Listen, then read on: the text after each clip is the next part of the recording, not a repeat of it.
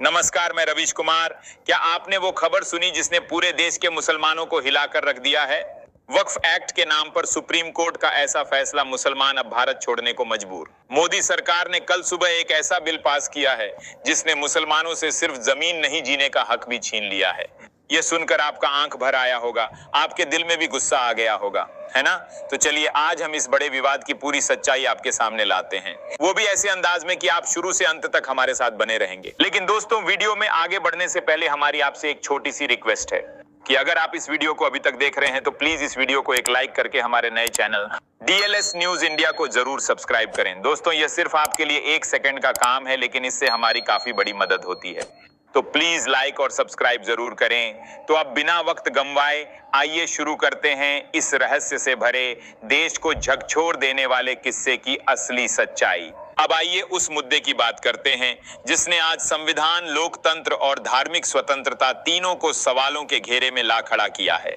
सरकार ने वक्फ एक्ट में संशोधन कर एक ऐसा बिल पास किया है जिसे लेकर कहा जा रहा है कि यह मुस्लिम समुदाय के हित में है, लेकिन जमीनी सच्चाई कुछ और ही कहानी बयां करती है। इस नए कानून के तहत वक्फ बोर्ड की संपत्तियों पर सरकार का सीधा नियंत्रण बढ़ा दिया गया है। इसका असर सिर्फ कागजों तक सीमित नहीं है, इसका सीधा प्रभाव मस्जिदों, मदरसों और कब्रिस्तानों पर पड़ेगा। ये वो धार्मिक और सांस्कृतिक स्थान है जो न सिर्फ इबादत के लिए अहम है, बल्कि एक समुदाय की पहचान और विरासत का प्रतीक भी है। मुस्लिम संगठनों और नेताओं का कहना है कि यह सिर्फ कानूनी बदलाव नहीं बल्कि धार्मिक स्वतंत्रता पर सीधा हमला है। यह संविधान की उस मूल भावना के खिलाफ है, सभी धर्मों को समान अधिकार और सम्मान की गारंटी देती है। दोस्तों, सरकार ने इस बिल में जो प्रस्ताव रखा है उसे समझना बेहद जरूरी है। आइए एक एक करके विस्तार से देखते हैं। सरकार कहती है कि जैसे ही यह बिल कानून बन गया, सभी वक्फ संपत्तियों का डिजिटल रजिस्ट्रेशन शुरू किया जाएगा। इसके लिए एक केंद्र सरकार की पोर्टल या वेबसाइट लॉन्च की जाएगी जिससे हर संपत्ति का रिकॉर्ड ऑनलाइन दर्ज होगा। इसका मकसद है यह देखना कि कौन सी जमीन वक्फ है, कौन सा मदरसा है और कहां कब्रिस्तान है। इससे होगा क्या? पुराने कागजों का झंझट खत्म हो जाएगा, गैर कानूनी कब्जों पर आसानी से पैनी नजर रखी जा सकेगी और वक्फ संपत्तियों से जो भी आय होगी उसका सीधा उपयोग धर्मार्थ कार्यों और समुदाय के विकास में होगा। नंबर 1, पहले अगर कोई जमीन सरकारी रिकॉर्ड में थी लेकिन उस पर सालों से मस्जिद, कब्रिस्तान या मदरसा बना हुआ था, तो वक्फ बोर्ड उसे अपनी संपत्ति मानकर देखरेख करता था। यह समझा जाता था कि चाहे जमीन सरकारी हो, लेकिन जब वहां धार्मिक स्थल मौजूद है और समाज का भावनात्मक रिश्ता है तो उसे वक्फ संपत्ति मान लेना चाहिए। लेकिन नए कानून के तहत अब ऐसा नहीं होगा। अब सरकार सीधे कह सकती है कि यह जमीन उसकी है और अगर उस पर कुछ भी बना है, चाहे मस्जिद हो या कब्रिस्तान, तो वह अवैध कब्जा माना जाएगा।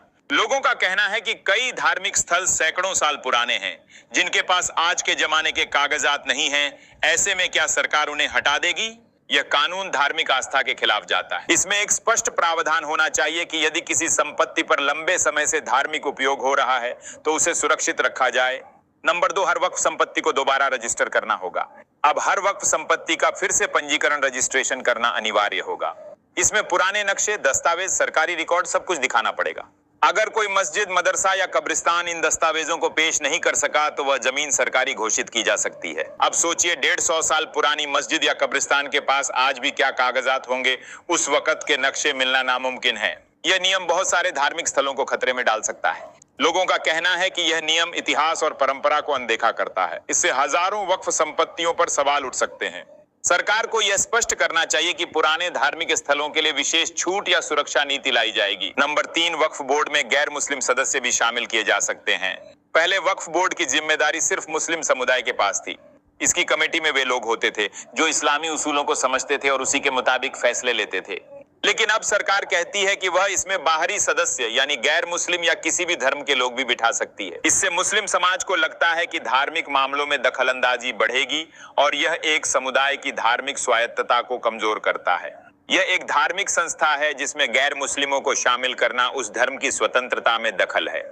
धार्मिक मामलों में फैसले सिर्फ उसी धर्म के जानकारों द्वारा लिए जाएं, यह संवैधानिक अधिकार है। नंबर 4, अगर कोई महिला या बच्चा मस्जिद या मदरसा में कुछ देना चाहता है तो उसे साबित करना होगा कि वो कम से कम 5 साल से इस्लाम धर्म में है। इस बिल में यह प्रावधान रखा गया है कि अगर कोई व्यक्ति जैसे विधवा महिला, तलाकशुदा या अनाथ बच्चा मस्जिद या मदरसे को जमीन या पैसा देना चाहता है तो वक्फ एक्ट बिल के अनुसार उसे यह साबित करना होगा कि वो कम से कम 5 साल से मुसलमान है। अब सवाल यह है, धर्म में आस्था एक निजी मामला है। क्या सरकार यह तय करेगी कि कौन सच्चा मुसलमान है और कौन नहीं? और क्या किसी गरीब महिला या अनाथ बच्चे को दान देने के लिए धर्म का प्रमाण देना जरूरी होना चाहिए? यह प्रावधान धार्मिक स्वतंत्रता के अधिकार के खिलाफ है और यह किसी व्यक्ति की आस्था को कटघरे में खड़ा करता है। दान का हक किसी भी व्यक्ति को होना चाहिए, चाहे वह धर्म परिवर्तन करके आया हो या ना हो। अब बात करते हैं दोस्तों नंबर 5 के बारे में। अगर किसी संपत्ति को लेकर विवाद है तो फैसला अब कोर्ट नहीं बल्कि जिला कलेक्टर करेगा। पहले ऐसे मामलों में कोर्ट फैसला करता था, लेकिन अब अगर किसी वक्फ संपत्ति को लेकर विवाद है, जैसे कि यह जमीन वक्फ की है या नहीं, तो उसका निर्णय अब कोर्ट नहीं बल्कि जिला कलेक्टर यानी सरकारी अफसर करेगा। यह सरकार के अधिकार को बढ़ाता है और न्यायिक स्वतंत्रता को घटाता है। अब सोचिए, क्या सरकारी अफसर जो खुद सरकार के अधीन काम करते हैं वाकई निष्पक्ष फैसला दे पाएंगे? लोगों का कहना है कि यह निर्णय न्याय प्रक्रिया को कमजोर करता है। कलेक्टर पर राजनीतिक दबाव हो सकता है और यह संपत्तियों को सरकार के पक्ष में झुका सकता है। ऐसे विवादों का निपटारा स्वतंत्र न्यायालय में ही होना चाहिए। असदुद्दीन ओवैसी ने इस बिल को लेकर गहरी नाराजगी जताई। उन्होंने ट्वीट करते हुए कहा, यह बिल हमारे मुसलमान भाइयों के खिलाफ एक सुनियोजित साजिश है। ऐसा लग रहा है जैसे मोदी सरकार हमें धीरे धीरे इस देश से बाहर करने की सोच बना चुकी है। वक्फ की संपत्तियों पर कानून बनाकर वे हमारी जड़ों पर, हमारी पहचान पर सीधा हमला कर रहे हैं। उन्होंने आगे यह भी कहा कि यह सिर्फ जमीन का मुद्दा नहीं है, बल्कि यह हमारे धार्मिक, सामाजिक और ऐतिहासिक अस्तित्व को मिटाने की कोशिश जैसा है। दिल्ली से लेकर मुंबई, लखनऊ से लेकर कोलकाता तक विरोध प्रदर्शन हो रहे हैं। संसद के भीतर भी यह मुद्दा गूंजा। असदुद्दीन ओवैसी, संजय सिंह और अन्य विपक्षी नेताओं ने इस बिल को लेकर सरकार पर तीखा हमला बोला और आरोप लगाया कि सरकार एक खास धर्म को निशाना बना रही है। बीजेपी हमेशा अपने नारे सबका साथ, सबका विकास का जिक्र करती है, लेकिन इस कानून ने उस छवि पर गंभीर सवाल खड़े कर दिए हैं। अगर पारदर्शिता ही मकसद था, तो फिर यह नियम सभी धर्मों के धार्मिक ट्रस्ट्स पर समान रूप से लागू क्यों नहीं हुआ? मुस्लिम समुदाय ने इस कानून के खिलाफ सुप्रीम कोर्ट का दरवाजा खटखटाया है। अदालत में जब वरिष्ठ वकील कपिल सिब्बल ने इस बिल को असंवैधानिक बताया, तो बहस का रुख और गंभीर हो गया। यहां तक कि सुप्रीम कोर्ट ने सरकार से सीधे सवाल किया, अगर कोई संपत्ति वक्फ बोर्ड के पास है लेकिन उसके दस्तावेज पुराने या अधूरे हैं, तो क्या सरकार उसे सीधे अपने कब्जे में ले सकती है?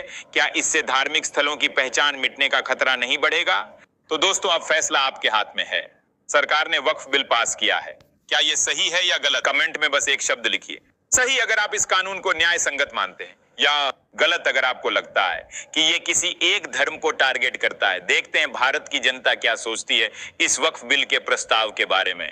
अगर आपको लगता है कि यह प्रस्ताव मुसलमानों के खिलाफ है या इसे बदलना चाहिए, तो इस वीडियो को लाइक करें और DLS न्यूज इंडिया चैनल को सब्सक्राइब जरूर करें।